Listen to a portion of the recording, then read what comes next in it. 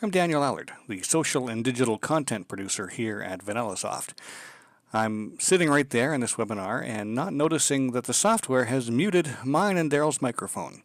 So, as such, I will be editing out the stuff that you do not hear, and we'll be taking you to a brief synopsis, followed by an introduction to the crew, starting off with Evan. Let's talk a little bit about why we're doing this show, because this is really more of a marketing topic, although in the bigger picture, of course, webinars are a demand generation topic, and it's about driving the funnel, filling it up with opportunities that you can engage with them. The rest of the show will be audio glitch free.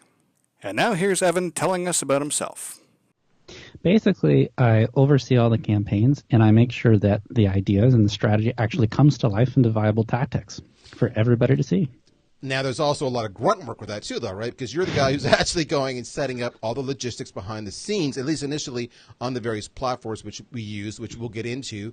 You're the guy who's scheduling the emails. You're the guy who's drafting the emails. Yep. You're the guy we work together to identify joint panelists. You're the guy reaching out to the panelists. You're the guys making or working with their assistants or whoever they might have to make sure they show up. You're the guy who's making sure social promotion is going to take place. You don't do it. We'll get to that in a second. And you're basically, you own the campaign from the operational side to the visioning side, if you will, to the execution side. I look at you as the guy who owns the campaigns. Yep, that's right. No pressure. And you love me when I say on a regular basis, how many registrants do we have now? We're getting up there, man. We're getting around, I think, 500 so far this year. All right. So on average. On average. And let's go. Now, Alana, you're like the queen of social. And amongst many other things, you're also one of our talented wordsmiths. But we kind of look to you to say, go on social and all the VanillaSoft channels and make it happen. Do you want to talk a bit about that? Mm-hmm.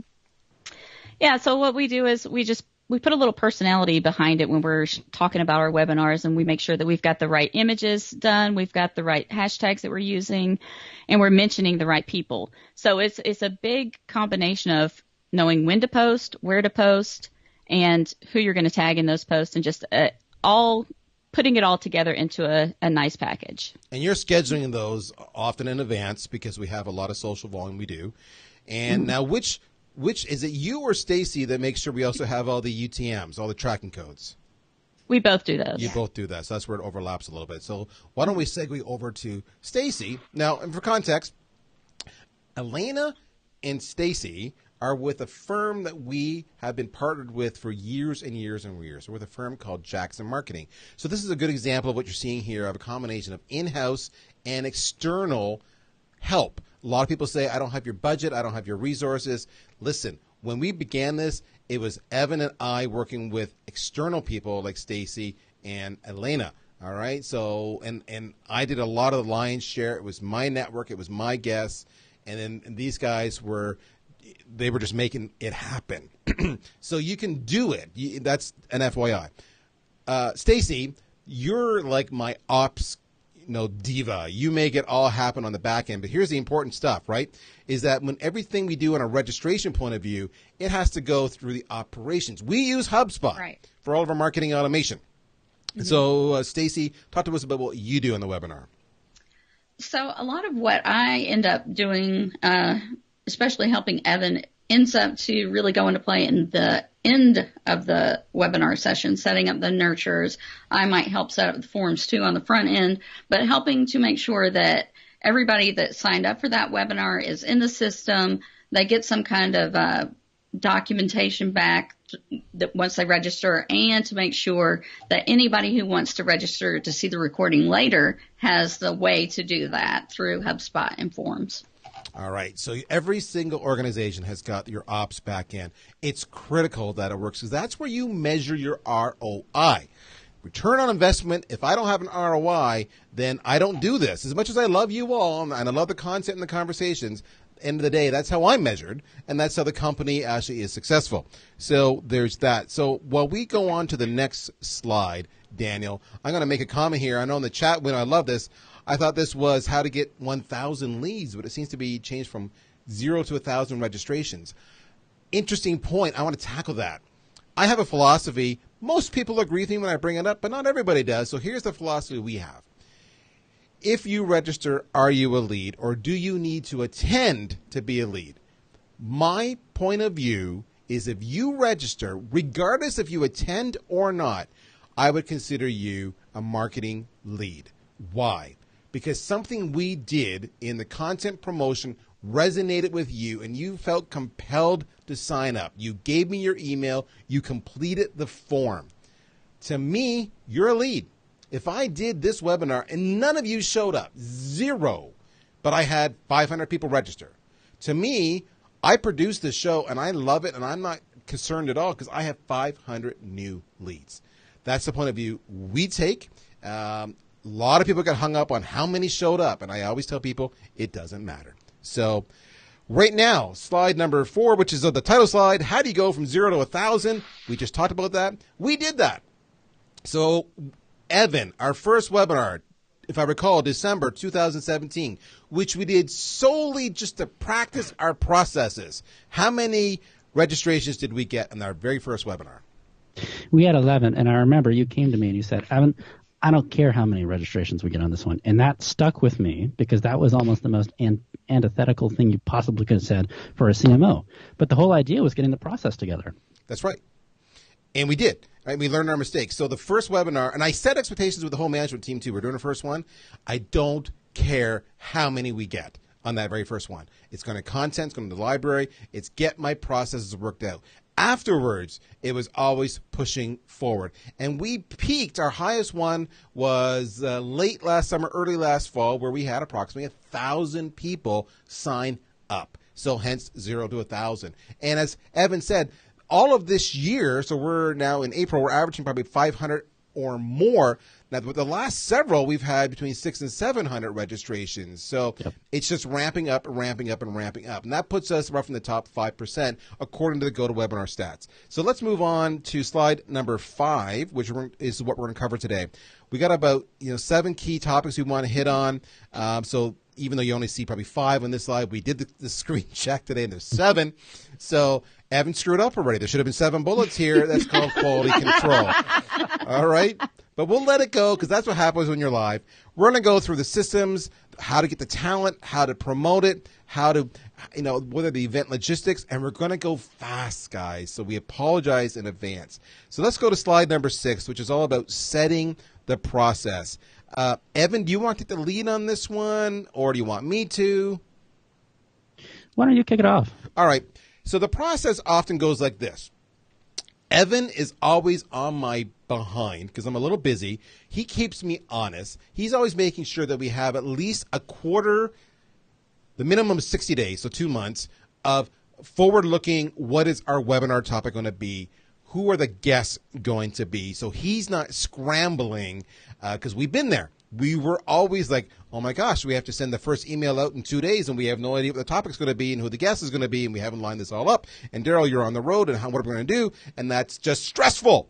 So what we've learned over time is you're going to start off in that way, in the stressful side. But he keeps me honest. We always have at least 2 months of guests and topics always lined up, ideally more. We actually have a full 12-month calendar for the first time this year. And in the end, that calendar is a suggestion because we do change on the fly. That's the first point you need to know. Next thing, on the process, we have a very clearly defined set of roles in this whole process. We talked a little bit already about what each individual does. But my job as the moderator, which we've not hit on, is to make sure that we start on time, we end on time, and Evan gets tired of me saying this, that we deliver on the promise we make to our audience. What does that mean? You signed up expecting to learn how we went from 0 to 1,000, lessons learned, so you can take tips and tricks back to your production process. That was our implied promise to you. My job is to make sure that I and or my guests deliver you that content. And if we don't, we've failed. So that means often I'm adapting on the fly with my guests to make sure I'm extracting that information or I'm cutting them off or I'm redirecting them. That's a critical role of your moderator. The next thing you need to know about the moderator is they need to be engaging. Now, I'm not saying I'm engaging, but, and look, they're all smiling over there. But you need to have humor. You need to have levity. You need to have focus. You need to have a variety in your cadence and in your pitch. You need to have a little bit of enthusiasm, because if you don't, your audience is going to fall asleep. That's a really, really big thing. We've taken an approach of a conversational webinar. So, for example, what does this slide say? It says, set the process. This slide says nothing else. There's no bullets. There's nothing else. That's enough to prompt me. I actually have speaker's notes in front of me right now, but you just see this. Those speaker notes are crib sheet for me as a moderator on what I want to cover off on this slide.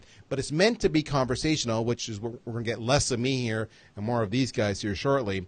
And then, well, in fact, when we stop there, who wants to jump in on the set the process side? Because maybe I'll throw it to Jackson's, and I'll let either one of you jump in, because you guys as a marketing agency, you see a lot of clients who do this. So you get exposed to our approach, but you've seen other approaches. So what's critical? What have you learned going with us through this journey on the process side?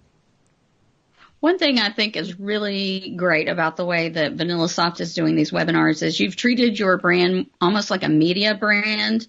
You have developed these almost talk show type engagements through the webinars. I think that's so much more interesting than death by 1,000 PowerPoint bullets. I mean, especially when people are reading them. That's just boring and terrible. And the fact that not every webinar is a hard sales pitch. I think that's so important. That is huge. We made a point of saying we are not going to pitch. Now, you may hear us from time to time referenced an irrelevant point. If a panelist makes a point, I may say, well, VanillaSoft does that. Because I'm not going to make apologies that I am a vendor who's in business to make money. But part of that is I'm trying to respect you, because you know this. So I'm not going to be disingenuous. But in the same breath, I recognize you don't want to be pitched at. And what I'm trying to do is I'm trying to build trust with you. If you like us and we like you, then if you ever need a sales engagement platform, you might shortlist us and give us a chance at the business. And that's it. That's the sum total of the expectation. Other than that, we're all about building up the tribe. Now, Elena, I saw Stacy totally shut you down and cut you off. Talk to me about process. Yeah, she took some of the things that I was going to say, but also I think that we involve engagement during, so you can talk to us on Twitter, you can talk to us through chat. There's all different kinds of engagement that is happening, just like we know that people couldn't hear it at the beginning because we had the chat going on. So that was good. And then I think also having the video makes it more engaging as well, because it's better than, like they said, just watching a PowerPoint. And if you've ever just heard somebody read through their notes on a PowerPoint, it's just a boring situation. And now with this, we can have a real conversation between people and see the people talking. And I think that is very critical in the process. Now, our process changed, Evan. When we did our first few webinars, probably the first, 9 months at least. I would say 6 to 8. 6 to 8, was it? Yeah. We had no video. We had none. We were just slides and audio. Maybe you can talk to us a bit about that transition, our choice to move to video. And we're going into systems next. But I would say this. Audio works like a charm. You don't need to do video. Yep. We were intentional about our decision to do it, but we began with audio and slides only. But, Evan, talk to me a bit about the process that you've seen. You've gone through this. You've grown from the very beginning with us on this. Talk to us about that. Yeah, and the other thing about video, too, is it adds an element of complexity as well. And sometimes it can affect the consistency. Sometimes it can affect the reliability. So when we first started, I had a bunch of webinars under my belt, but I used GoToWebinar to do it. And because we were just establishing the process, we were just starting from scratch. I wanted to use something that we were all familiar with, that we all kind of knew, that we all I got a sense of sort of what to expect, basically. And then as time went on, we started kind of looking around and seeing what other people were up to, and thinking about the next step for ourselves. We decided, what, we want to add video to this. We want to do like a full-on live stream. We want it to be more interactive. We want people to be able to see us or the panelists or who on there, and we want to make it a much more sort of full-featured, multifaceted experience. So about 6 to 8 months in, basically, we decided, what, we're going to switch. And I'm not gonna lie, it was kind of rough when we first started, but we sort of over time we've gotten the hang of it. Darryl's laughing because, of course, Darryl was the one who initially was controlling some of this stuff, and we were kind of doing the setup. But it's hard to troubleshoot like Daniel just did when you're actually the guy doing the talking at the same time. Yeah. Yeah, and that's the thing. And so we've brought Daniel onto the team. He's great about this stuff because when we have these problems now, we have a dedicated person who can literally go out and say, okay, what's the problem? And then fix it on the fly. So it was a bit of a transition, but we've gotten phenomenal feedback with the video, and I would really recommend that everybody seriously consider using it. So one more thing on the process I'll share with you, and then we'll move on to the next slide on systems, is I'm sitting here in Ottawa, Canada. Evan right now, he's in Toronto, Canada. Stacy and Elena, they're in Florida. So we have multiple countries, three different cities at this point in time. Often our guests are in Boston, New York, Chicago, England, and they're all over the place, right? So this remote concept, very common. That adds an element of risk. So what I have, even though you see me on screen most of the times with the panelists, I have Evan in Toronto, and it's often Elena in Florida. Again, different countries, different internet service providers, everything that's different. Texting me often on my phone that, hey, there's a problem, or hey, it's good. The other thing is, if there is a technical problem, they text me, and then they cover my buttocks. So while I'm scrambling to fill dead air, I said buttocks. That's right. I said it. I did it. While I'm filling dead air, they're out there on Twitter. They're out there on the chat conveying what's going on. So I do the dance where they do the audience engagement so they know what's going on. Very important to have that resource of people to make sure they can see your stream and that it's going well, because you need to react when it doesn't. Let's move on to slide number 7. Slide number 7, and if you're wondering why I'm saying slide number 7, by the way, that's because in this production of the software, speaking of systems, I'll let Daniel talk about the software we're using. We've got every single slide done as an image. And all Daniel knows is the image is called slide 1, slide 2, slide 3, so I'm giving him a verbal cue. We used to use PowerPoint, and that worked great on the GoToWebinar platform or Zoom or what have you. When we tried using it in the live stream, we had hiccups last time that it didn't work. It just sucked. And so now, like every single webinar we learn, and now we're using static images. Why don't we start here? Do you want to go into the gear? I'm a big fanatic around audio quality. Or do you want to go into the side we talk about, how we're producing this? Or maybe when we start this. Evan, talk to us a little bit about the basics. We began with GoToWebinar. We could also use Zoom. Talk to us about how was that platform for starting? Let's start, because that's where we began. It's a great place to start because it's super reliable. Honestly, the automation they have in it, and this is part of what attracted me to it, is, if somebody registers, they automatically get a confirmation email. People automatically, you can set up reminder emails. There's a really simple sort of pre-formatted way they have of going about it.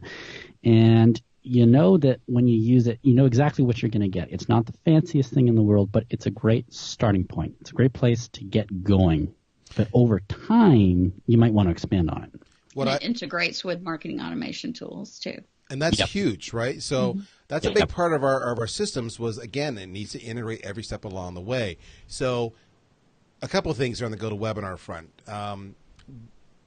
First off, GoToWebinar was great about it, above and beyond what Evan said, was that the polling is built in. The live chat, the audience chat is built in.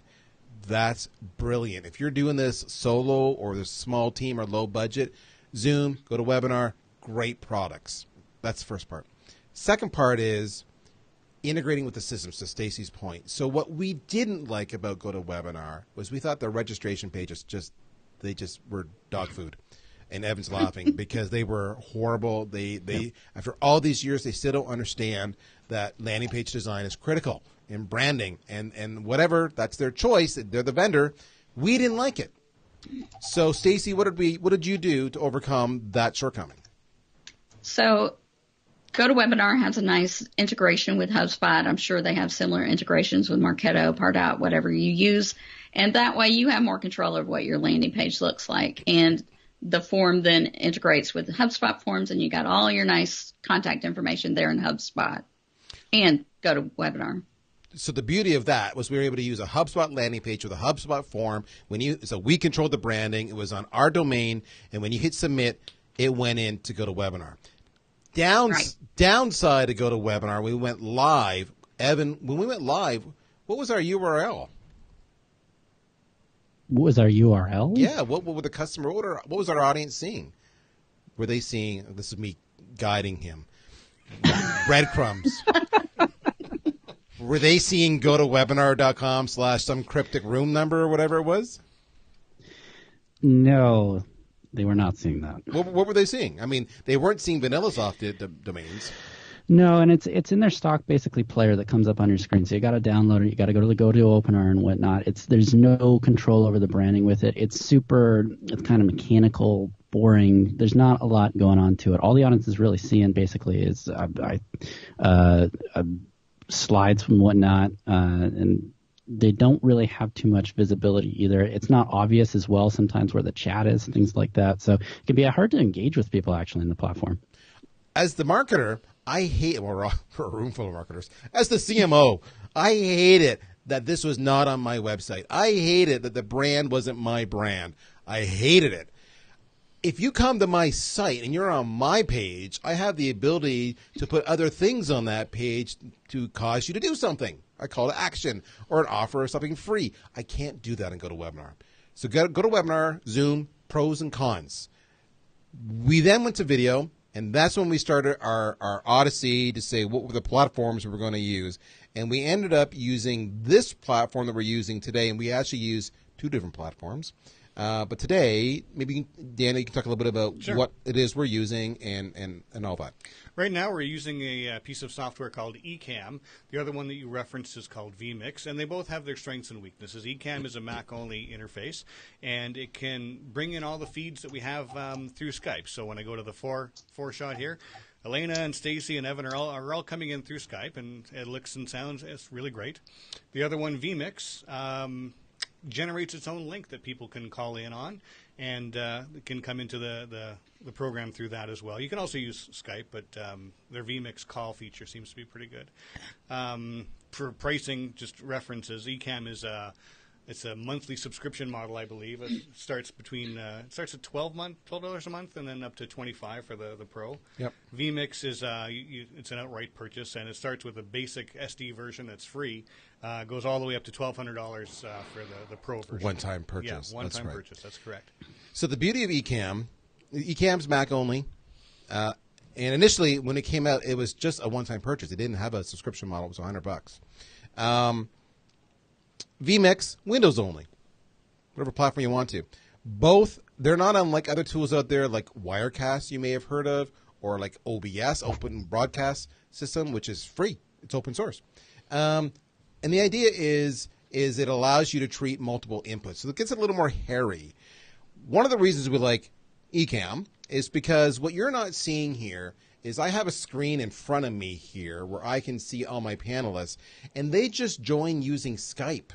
So as far as myself and my panelists are concerned, we're just having a Skype call. Ecamm is able to take each one of those Skype connections and treat it as a single camera source. And then my good friend Daniel here builds a variety of scenes, what they call scenes. And you just did the 4-shot scene. Maybe are we still on that? Or No, I just got off it. All right, so you were on the 4-shot scene. What scene are we on right now? We're now on our scene 1, just you. All and right, I, so it's just you and I. So now I can't see this. He can see this, but so I just have to trust him. I'm looking at my colleagues. I can go to Evan. I can go to Stacy. I can go to Elena. I can go to Stacy and Elena, and I can go back to the 4-shot. And he can make as many of these scenes as he wants to. He can put in lower thirds and titling. And what's great about this stuff is that we can also, autoplay, B-roll footage. We get an opening video, closing video, all this kind of cool stuff. It's very exciting. That's Ecamm. If you're a Mac shop, check it out if that's something of interest to you. Now, the problem with that was when we went to this, stop here. We take our feed. This is not a webinar platform. No, it is not a webinar platform. What does Ecamm need to do to get this picture out? Ecamm needs streaming keys. It needs to connect to Vimeo accounts. It needs to connect to whatever your broadcasting medium would be. Right. And you can generate your stream keys and put it into there, and then it's a one-button hit live record, hit live stream button. So it sounds confusing. There's lots of streaming services. The Cast is one. It's quite Wowza. We're using even. Yeah, exactly. We're just using Vimeo. So Vimeo lets you. They acquired Livestream a year or two ago, but Vimeo has their live streaming platform. So all we do is we go to Vimeo and we set up that there's going to be a live stream on this day at this time. it gives us two keys, kind of the URL and the special key for our specific live stream. Daniel plugs those into Ecamm, and it changes with every single show. But he plugs that into Ecamm, and he hits go live. And it goes from our solution to Vimeo. Then Vimeo goes to my website on my HubSpot landing page because I want to control the brand. Remember that? Full circle? It can also go to other channels. We're also simulcasting to YouTube. We can go to Facebook. We can do all these other channels. And most of the broadcasting software out there will give you those options to stream to wherever you would prefer. Right. Now, the downside of live streaming is that I lose certain benefits that GoToWebinar has. I lose polling. I lose live chat. That's all built into the platform. So there are definite merits because GoToWebinar and Zoom, they have video too. You don't need to use what we're using. And vMix does have the social integrations that you can add in if it's on the tier that you purchased. Right. Right. But what we do on our landing page, our actual chat window is from a vendor called Minute. It's very, very cheap, and it's an embed, and it's a one-time purchase. And then the other one we have is it'll be a poll. It's called Poll Everywhere. Is that what it's called? Yeah. Thank you. Poll Everywhere. And that's we pay an annual fee. It's relatively affordable. So we had to jury rig the system together, but that was big. Last gear, whether you're doing GoToWebinar or you're doing a live stream, invest in quality microphones. The audio makes all the difference. I cannot exaggerate. Well, if I can chime in on here, there was a report done where they measured bad video and bad audio. People will watch a video if the video is poor and the audio is good. They will still watch that. But if it's the reverse, where the audio is poor and the video is great, people are more likely to turn that off. A lot of you think you've got great gear, and I'm here to burst your bubble. I'm a bit of an audio snob. Having a Blue Yeti mic or a Snowball mic because it's USB, I know you love it, and I think it's awesome you love it. It's awful. He will shame you. I will Yes, shame he what you will. really think. Yeah, That's why we got new mics. Yes. Why is it awful? I won't get techie. It comes down to a condenser microphone versus a dynamic microphone. All of those mics, those USB mics, they're all condenser microphones. In its simplest way, what it really means is when I talk into this, that microphone is actually picking up effectively a full 360. So if somebody drops their pen over there, or someone sneezes over there, or someone does something over there, they scratch loudly. Pen dropping sneezers. Those pen dropping sneezers, you hear it here. On a dynamic microphone, it's hot on the tip only and nowhere else. That pen dropping sneezer does not get heard over here. So all the ambient noise. Unidirectional versus omnidirectional. Yes. Right? And here's how to know, how you can always tell if somebody's using a mic like that. You should be in a room that has as many soft surfaces as possible or weird angles. We have curtains behind us. Why? It absorbs the sound, absorbs the echo, and also gives different angles so it reflects the sound in different directions, not back at the mics. If you're in a room, you hear a lot of acoustic echo or reverb, that drives the audience nuts. They're probably using that condenser USB mic, and it picks up the echo bouncing off the wall. So mics, huge. You don't need to have the quality we have, but invest in a good mic. The mics that these fine ladies are using, you just bought those mics. How much? Do you mind sharing how much you paid for those mics? Do you recall? I think it was 55 or 60 per mic, From so Amazon. it wasn't too bad. Right, and that's a USB, Which is about the same price as a Blue Snowball. It is. They're fairly close. Now these mics are about $500, so there's a big difference. I understand that. Yeah. But that's a brilliant microphone. So you have options, is all I'm trying to say. So that's the audio. Anything else we need to hit here, guys? Evan, Daniel, on the whole systems? No, I think you got it. All right. I'll just add that no matter what system you do go for, prepare for glitches. Glitches will happen no matter what. You will have glitches. Finally, one of the things we do as well, I didn't talk about it, but underneath this desk, there is a crap load of gear that you never see. You can use a USB audio mixer. I've done that over and over again without any issue, and I'll tell you why it's USB in a second. Or you can use a sound capture device, which is actually what we have underneath here. Evan's got one himself. If you're a small arrangement, what Evan's got is great. The most common one is the the Focusrite Scarlett 2i2. We have a slightly bigger version of that down below, or I could say a USB soundboard. Why USB? because all the mics go into the sound mixing board or the sound capture device, and that USB goes into this computer, and now Mr. Producer here has his audio sources. Which I can mute anytime, especially at the start. So that's the best part. So that's the systems. Let's move on to slide number 8, pump the gas. All right, who wants to talk about this one? You want to talk? You want Elena, Evan, Stacy? Because I've talked too much. I don't agree. Well, that happens. That does happen. Why don't we talk about, Evan? Talk about how you promote it on email, and then we'll go to Stacy and Elena on the idea. Elena on the social side. Yeah, so I mean, when we first started, we were essentially going from scratch here, so we didn't have a whole lot to work with. So what we began by doing is relying pretty much on email, basically, and we've built up. I think our list is around 5,000 people now, so we've put a lot into it. But I always say, think like a growth hacker. Be really resourceful. So, we looked to some past contacts we had, for example, in our marketing automation system. And one of the things we did was pull them in, basically, and they had been served our content. They were familiar with us. And that's a great audience, for example, that you could start by marketing your webinars to.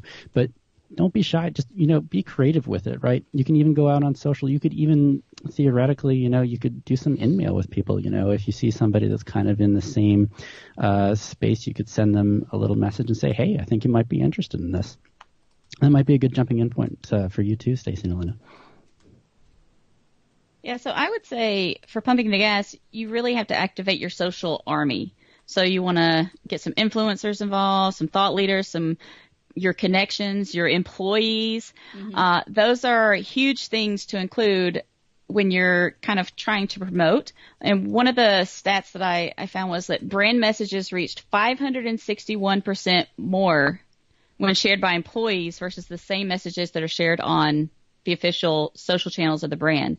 So I think it's key to use all of your social army and involve them in getting engaged and sharing that information and commenting and liking and all the different pieces that are involved in social, because that's going to expand your reach.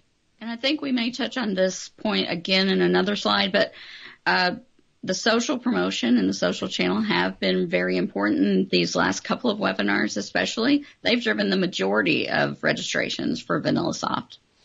Yeah, and so when we really, really started to take off, what we started getting into was influencers, basically, and that's where I think we've done a lot of damage, frankly, is getting folks that are speaking about the same topics that you're getting into, essentially, and basically handing them off the content, saying, hey, post this to your audience, promote it for us, basically, and a lot of the time that can put a serious dent in registrations. Yeah. Can really build a lot of hype. So here's what you just got to pick the right influencer. That's and we have the very next slide talks about that. We're gonna get the influencers are critical, but kind of we kind of glossed over this a little bit, but I think maybe it's relevant here. It all starts off with having a topic that resonates. If you don't have a topic that resonates, it doesn't matter how good your guests are.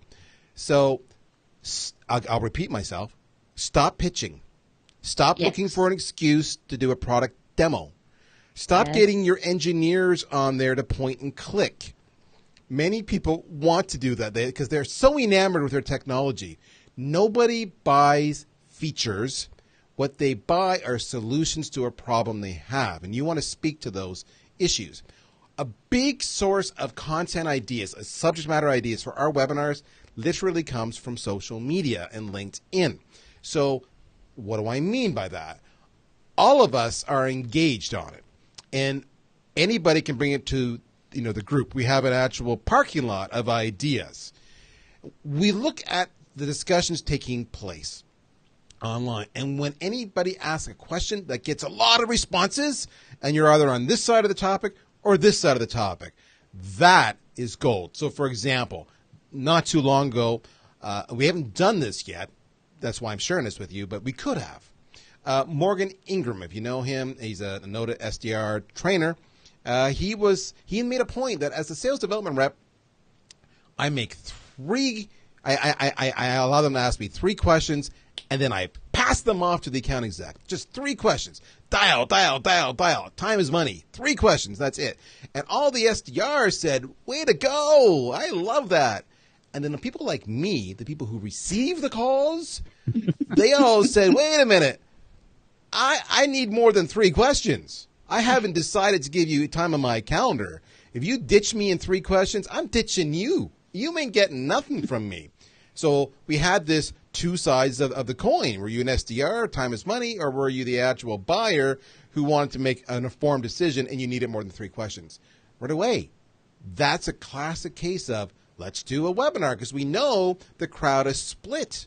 We know there's pros and cons to each side, and it's relevant to what we do here at VanillaSoft Sales Engagement. So we looked for those topics. We look for inspiration everywhere, and that's the hardest part. People are like, I don't know what to talk about. That's where we get our ideas from. So, and like I think that's really key is that everybody's involved in finding those topics, because like someone will comment on a VanillaSoft post and I'll be like, Darryl, this is a good podcast topic or a good webinar topic. And I think it's good that we're all kind of involved in that whole process, because we don't get different people. Yeah. We all collectively have a broad reach, not just Darryl's army, it's Evan's and Stacy's and Elena's, but mostly Daniel's. So there's the story on Pump the Gas. But really to hit Evan's point and Elena's point, the idea of asking all of your trusted friends to share the link and to comment on the link so it appears in their timelines and their feeds is huge. Email was how we started. Email is still critical. It's foundational. But when we really hit success was when we started adding in social and social reach. So let's go to slide number 9, scouting the talent. Who wants to tackle this one? I mean, I can kick it off. The talent, in terms of finding panelists and whatnot, we've developed our approach over time a little bit. I think when we started off, we were kind of just looking for people sort of that could speak to existing topics that we want to talk about, like sales cadence or getting speed to lead and whatnot. But over time, what we started to do is go out on LinkedIn, see what conversations are happening and see what people are talking about, and then trying to find people who are contributing to those conversations and say, hey, you want to come on and talk about this, and making a whole session out of it. And that's been, I think, really successful for us. It's gotten a lot of traction. And quite often, some of the people who are commenting have some experience with this, too, in the production. So they kind of know what they're doing. And I think you end up getting some really valuable conversations from that. Yeah. And I think another thing that we've done is we've put together a live working spreadsheet where we add other influencers that we think would be good. And what we do on the spreadsheet is identify, how many followers they have, what's their LinkedIn profile, what's their Twitter profile, their company, their title. All the information is right there in one location, and we can all just continuously add to it. So it's a living document. And I think that's been a good resource as well. Mm-hmm. The biggest question we get asked, or comment we get asked, is it's twofold. It's like either I don't know how to attract an influencer who has reach. I don't know where to go. Or I get the other opposite. I'm like, oh, Darryl, I don't have your reach. So if I were to ask, they would just ignore me. Okay, so a couple things. I didn't have my reach a year ago or a year and a half ago. Let's be clear on that. I was nobody. All right, all my LinkedIn connections were marketers, not sales folks. That's the first thing. And now my target audience are sales folks, and I've done well. But ironically, these webinars have helped me do well because by partnering with those influencers and those thought leaders, my brand, Darryl Prale, got exposed to their brand. VanillaSoft got exposed to their audience. That's the first thing. Second thing, you just got to make them an offer they can't refuse. So this is what we do. We go to any one of our subject matter experts. We work with them on their calendars and their schedules. If you're booked for 3 months, okay, I'll wait for 3 months. That's a great topic because I want you. I want you. I want to be seen with you. I want to hang with you. I want to reach your audience. That's first off. Number 2, the offer is magical. We say, here's what we will do for you. Everything. We're going to build the deck. We're going to promote the living crap out of it. We're going to advertise it. We're going to promote on social and on paid advertising. We're going to do everything. We're going to do the production. We're going to do the editing. You want me to make a version of this recording with your logo and instead of my logo? Let's talk. I can do that. Will you do that? I'll do that. I'll do that for you. All right. And then when it's all said and done, minutes after we hang up the call, you're going to have a copy of the registrants for you to co-market to because you were my guest. You and I were on the show together. So now I can follow up with them and you can follow up with them. So, and the response is always, so let me get this straight. I could reach 100, 200, 300, 400, 500 or more people. I show up for a conversation because that's our style. It's conversational. about a topic I'm familiar with and have an opinion on, and I get a copy of the video to use on my own social media, my own website, my own clients, and I get the list, and I just got to show up. And you're going to work around my schedule. Yep. I'm in. Well, and just to put it in perspective as well, I only typically exchange I think 2 or 3 emails just on scheduling, and then from there it's usually one more basically, and that's it. That's really the only communication that happens. Beyond that, it's all just scheduled. Basically, show up an hour before, half an hour before the webinar for rehearsal. Basically, we'll get you the content. You'll be able to see it, and that's it. So it's minimal. It's really not that big of a commitment for them. It's an hour and a half, maybe 2 hours of their time max. And we even put the social packets together for them. So we write the tweets for LinkedIn, Facebook, and Twitter, and all they have to do is copy and paste. We do all that for them. In other words, we make it painless for them. We give them no reason to say no. We invest our time because we want their reach and their contribution. I want my community to hear from them. So that's what we do. And that's only the only real objection that we get too is basically just, hey, I can't make this fit in my schedule basically. And typically we just push it back and it ends up working. So yeah. I think a lot of people that are experts in a certain field want to share that expertise and are willing to help if you just come at them in the right way, like you said, Darryl. Yeah, it's a win-win situation. And what's awesome about that is that because then we're promoting them, I'm with this person for the next 6 months. It's everywhere. It's nonstop. So again, you're building your brand, you're building your awareness, you're building your reach. It's not just that one moment in time. So here's an interesting question in the chat. What percentage of webinars is based on getting a partner to help you with reg? In other words, do they promote it to their database instead of you doing it all? So that's basically co-marketing, I think, as far as we're concerned. And we do 2 webinars a month basically ourselves. Those are purely ours basically, where we're doing everything. And then typically I would say probably at this point, every other month, we'll have a co-marketing webinar with somebody, basically. We just recently did one with execvision.io. I think we're in talks to potentially do another in the next couple of months, but probably every other month or so, I would say we do one. So call that maybe six co-marketing webinars a year, roughly. Yeah, that's probably a fair point. And that's important to understand, right? So we do our 2 a month, which we're going to get into shortly. We have a slide coming up called Rinse and Repeat. But we do other webinars, because we have reach now, people come to us. So whereas we before used to go to people and say, hey, will you please be on our show? It's now turned. Now they're coming to us and say, will you, Darryl and crew, be on their show? And we do. And so we've had to do that while still doing our 2 webinars a month. One of the last things we didn't talk about was just the fact that, and I want to circle back on that, what allows us to do that pace is I have a room here. We've set up a room that's dedicated and always set up. So that means when we go live, it's not a big deal. So literally, I recorded a podcast with a big influencer a half hour before we went live here. Now we're doing this, and then I have another podcast recording afterwards. And how can that scale? How do I not drive Daniel nuts? It's because it's one room, it's set up, we've reserved. And what this was a storage room that I just took ownership of. And I said, get rid of the crap. This is my studio. And my CEO said, studio? What do you need a studio for? Now he goes, oh, studio. Why would you not have a studio? Right? So that's how times change. Let's go to slide number 10. We've got to move it up here, guys. We're running out of time. Test your channels. Who wants to go on this one first? I can see Elena and Evan both having opinions on this. Elena, why don't you lead us? Because you really are, again, you're all about the social and the push. And what we haven't talked about is this, by the way. And maybe, Elena, you can. Elena's pushing everything out of the VanillaSoft channel. She's not pushing it out of the Darryl Prale channel or the Stacey Jackson channel. She's pushing it out of VanillaSoft. But we have all these channels. And fundamentally, we're ripping off everything she's doing on VanillaSoft and repurposing it. So talk about that.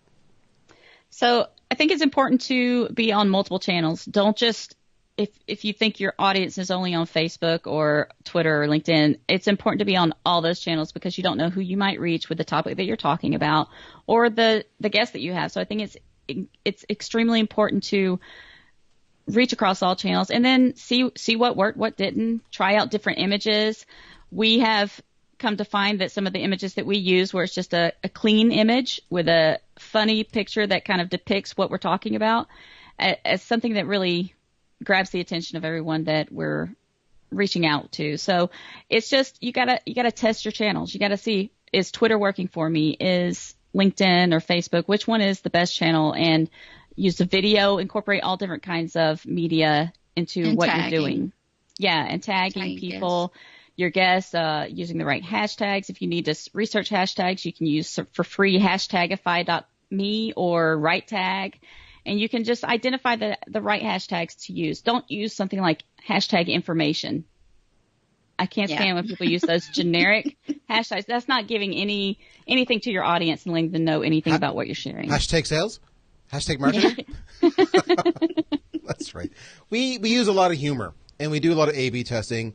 It drives Stacy nuts because she's setting up multiple landing pages and emails and everything else. I know that.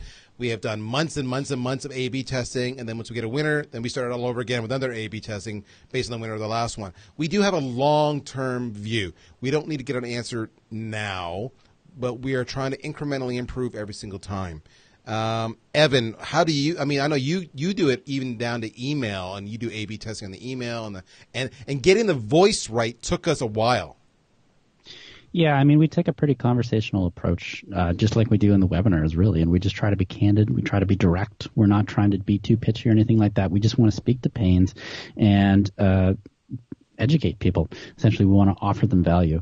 What's been interesting, though, I think, is the transition over time from the different channels that we use to promote. I mean, we started and we probably had, I think, 80% of registrations were coming from email, maybe another 15% from social, and then we actually tried paid search, even, believe it or not.